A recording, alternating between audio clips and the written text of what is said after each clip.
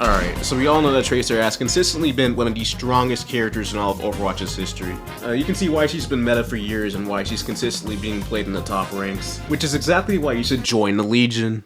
So now that you're one of us, I'm going to share with you the 5 most important things that you should be doing on Tracer so that you can become the main factor in carrying your team. Let's get into it. So let's start with arguably the most important tip, and that is off-angling. An off-angle is when you create a point of pressure that's separate from the main body of your team.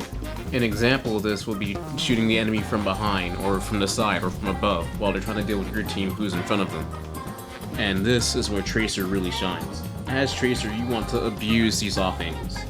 And especially with how fragile Tracer is, you need to avoid facing the enemy head-on as much as possible. This is especially important against characters like Hanzo, Cassidy, and Ashe, who can kill you very easily if you try facing them frontwards. So with that in mind, before you start a fight, you'll want to try to shoot from an off angle as much as possible, especially when you're flanking. Shoot them from the side, blink behind them and shoot from behind, or depending on the map, shoot from above. Starting fights like this will allow you to deal as much damage as possible before the enemy can even retaliate against you.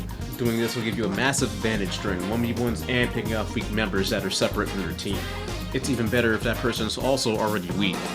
By getting the jump on somebody like that, it should only take a few shots after your next reload or blink punch to finish that enemy off. More on that later. And even when you're not trying to kill, by doing this you'll have a high APM when you're flanking. And in case you didn't know, APM means actions per minute. When you're playing Tracer, you need to pretend as if your annoying boss from Walmart is watching you play. You should always be doing something. You'll be able to be a constant pest in the enemy backline, constantly shooting in places where the enemy can't get to you, giving your team the opportunity to capitalize while the enemy is distracted. Also, if you're lucky, one of them might try to chase you down, and that's actually a good thing, because of your mobility, you'll be able to outmaneuver them easily, and while they're wasting their time trying to chase you, their team will end up being dumpstered by yours. Basically, the more time they spend chasing you, the less help the enemy has during a team fight.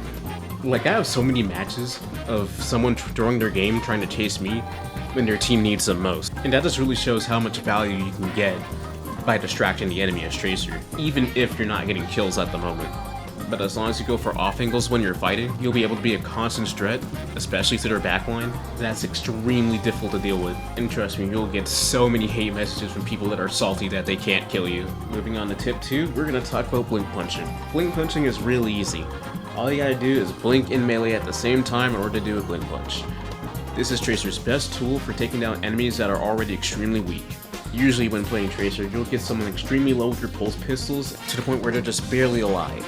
Using a blink punch is much faster than reloading, and it can mean the difference between the enemy dying or them getting saved by one of their supports while you're trying to reload. Also, if the enemy is a bit too close for you to blink punch normally, you'll want to do a 180 blink punch like this. Moving on, we have the basics of pulse bombing.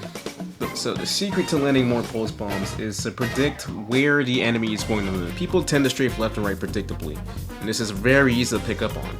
Once you have an idea where the enemy will move, pulse bomb in the direction where you think they'll move to. Also, pulse bombing is easier when the enemy is unaware of you coming from an off angle, as they're not making drastic movements because they're not expecting you to bomb the shit out of them. This is also another example of how useful off angles are and how you can use them to catch people by surprise. I also do have another video where I go more in depth into how to pulse bomb. Tip number 4 is target priority. Enemies that are low HP or anyone who's isolated are your best targets, as Tracer can get in and get out and assassinate them quickly before they have time to retaliate, especially if you're using those off angles that I keep emphasizing.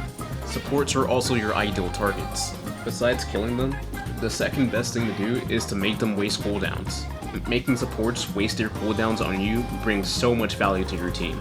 If you're able to bait out an anti-nade from an Ana, for example, she won't have it to help her tank during a team fight. Same thing for Kiriko Suzu, or Baptiste Mortality Field. All extremely useful abilities that you're forcing them to waste to keep themselves alive.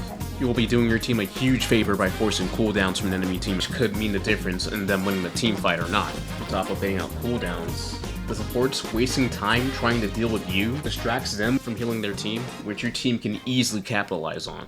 And for the final tip, it's to like and subscribe. No, I'm just kidding, I'm joking. But no, seriously, the last tip is to